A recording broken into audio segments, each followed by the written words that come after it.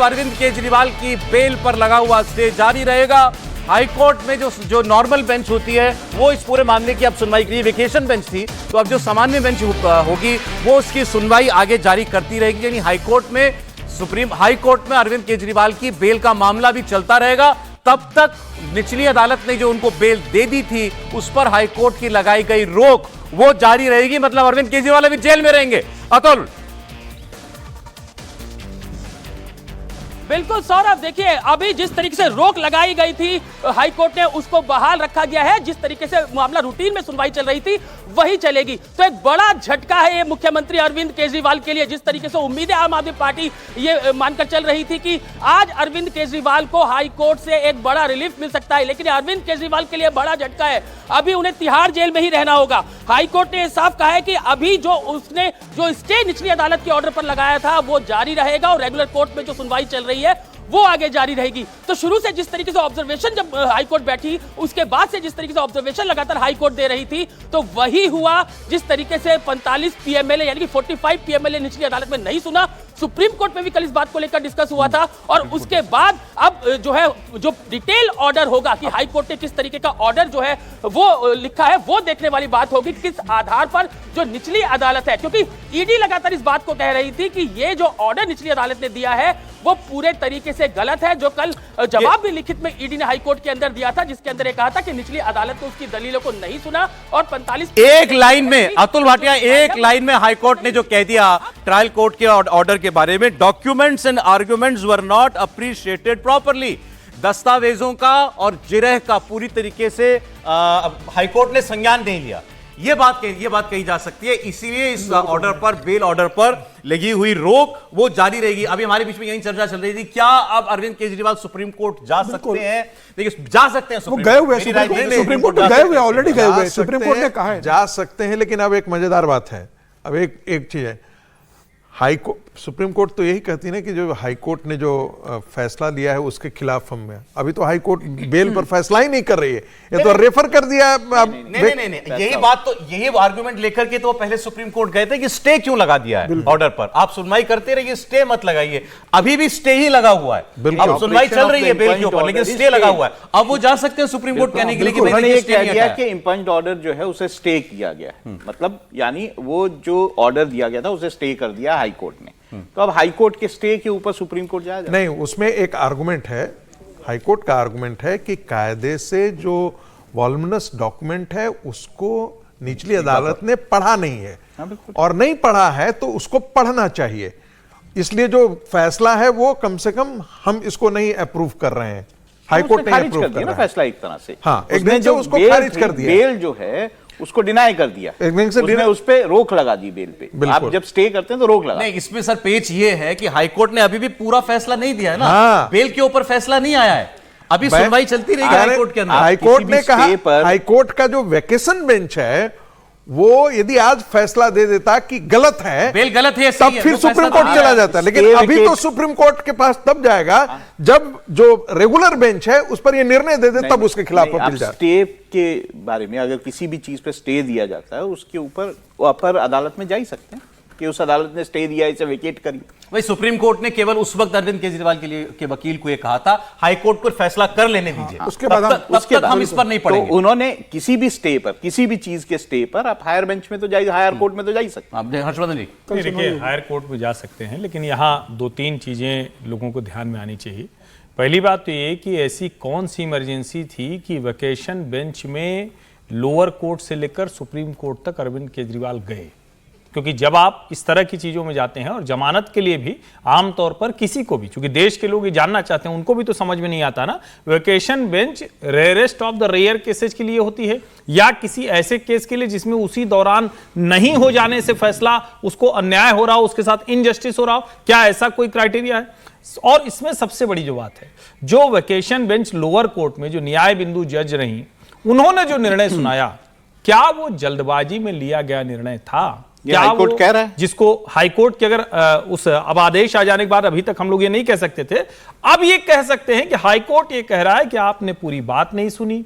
जो बेसिक, जिसको prima facie कहते हैं कि जो बेसिक एविडेंस है, जिस आधार पर दिल्ली उच्च न्यायालय ने कहा था, उसको आपने दरकिनार कर दिया और उन सबको सबसे बड़ी बात जो कही, एक लाइन का जो ऑब्जर्वेशन है जो बेहद खतरनाक है कि ईडी विचहंड कर रहा था, उसका मैलिफाइड इंटेंशन है, वो गलत तरीके से ये पूरे केस को एक अलग तरीके से दिखाता है। उस पर हाईकोर्ट ने किया और उसके बाद कहा कि अभी स्टे रहेगा, रेगुलर बेंच में सुनवाई होगी। और मुझे लगता है कि सुप्रीम कोर्ट अब रेगुलर बेंच के फैसले के बाद ही जा पाएंगे। हालांकि सुप्रीम कोर्ट सुप्रीम है, अगर वो एक्सेप्ट कर ले तो किसी भी वक्त सुनवाई कर सकता है। एक बार जरा भास्कर के पास चलना चाहते हैं। भास्कर मिश्रा भी हमारे साथ जुड़े हुए हैं। भास्कर, अरविंद केजरीवाल आम आदमी पार्टी के लिए बुरी खबर। बिल्कुल सौरभ, बुरी खबर है। आज उम्मीद की जा रही थी कि हाईकोर्ट से अगर राहत मिलती है तो आज शाम तक अरविंद केजरीवाल वापस आ जाएंगे, अपने घर आ जाएंगे, और इस तरह की तैयारी भी थी। लेकिन इसके साथ साथ एक तैयारी यह भी है कि अगर स्टे को जारी रखा गया तो सुप्रीम कोर्ट जाया जाएगा। यह पहले से ही मन बना लिया गया था और इंतजार किया जा रहा था कि एक बार आदेश आ जाए हाईकोर्ट का, उसके बाद आगे की प्रक्रिया शुरू हो जाएगी। तो पार्टी ये मान के चल रही थी कि अगर कहीं से भी झटका मिलता है तो तुरंत सुप्रीम कोर्ट जाया जाएगा। तो वो रास्ता खुला हुआ है पार्टी के पास में, और मुझे लगता है बहुत जल्दी इस पर फैसला ले लिया जाएगा। औपचारिक रूप से बता दिया जाएगा कि इस फैसले के खिलाफ हम सुप्रीम कोर्ट जा रहे हैं। जहां तक पार्टी की बात है तो ये मान के चल रही थी पार्टी की चुनाव से पहले अरविंद केजरीवाल का उन लोगों के बीच में होना एक वरदान साबित होने वाला है। जिस तरह से राजधानी कोर्ट से उनको जमानत मिल गई है और उसके बाद जो 5 से 6 महीने का वक्त है वो तैयारियों के लिए चाहिए होता है, तो उन सब के लिए अरविंद केजरीवाल की भूमिका बहुत ज्यादा महत्वपूर्ण है। उनके ना होने का मतलब यह है कि दिल्ली में आज भी कोई भी विधायक जीत का है, नाम सिर्फ अरविंद केजरीवाल को होता है, उनके नाम पे वोट मिलता है और पार्टी को पता है इस बात का। तो इस लिहाज से पार्टी को बड़ा झटका है। अब ये प्रोसेस लंबा ना खींचे, इस बात का डर है पार्टी को कि कहीं ऐसा ना हो कि इसके बाद ये लंबी सुनवाई जमानत की हाईकोर्ट चलती रहे, फिर उसके बाद वो सुप्रीम कोर्ट जाए, वहां से राहत मिले ना मिले, उसके बाद कितना वक्त बच जाएगा ये पता नहीं। जनवरी में यहां पे चुनाव होना है, तो इस लिहाज से पार्टी को लगता है कि ये बहुत बड़ा झटका है। लेकिन रास्ते अभी बचे हुए हैं पार्टी के पास में, सुप्रीम कोर्ट का दरवाजा जल्द से जल्द खटखटाया जाएगा। ईडी के वकील इस वक्त कुछ कह रहे हैं, सुनते हैं। So what order has been passed by the High Court? So today, sir, the High Court has appreciated our arguments and has stayed order of bail in favor of Kejriwal. orders made by the High Court bench, sir, on your application. There are several observations made. One regarding Section 45, Section 45. 45 having not been considered properly, and other is that the papers which were submitted have not been perused by the court.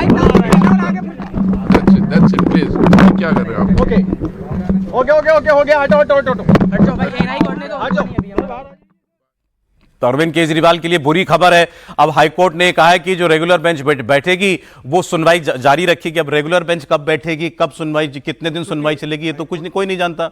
जुलाई से high court शुरुआत होने वाला है, 4 जुलाई से। 4 जुलाई में sir अभी 10 दिन है ना। हाँ, तो उस दिन से सुने, उस दिन लगेगा। कोई पहाड़ टूट जाएगा 10 दिन में, ऐसा क्या हो जाएगा? भाई जो आदमी जेल में बैठा है उसके लिए तो रोज पहाड़ टूट रहा है। ठीक बात है, लेकिन जब 21 दिन निकल आए थे तो भी तो पहाड़ नहीं। उनको लगता है मैं मुख्यमंत्री हूं, मैं कैसे अंदर रह सकता हूं, मुझे तो तत्काल बाहर आना चाहिए।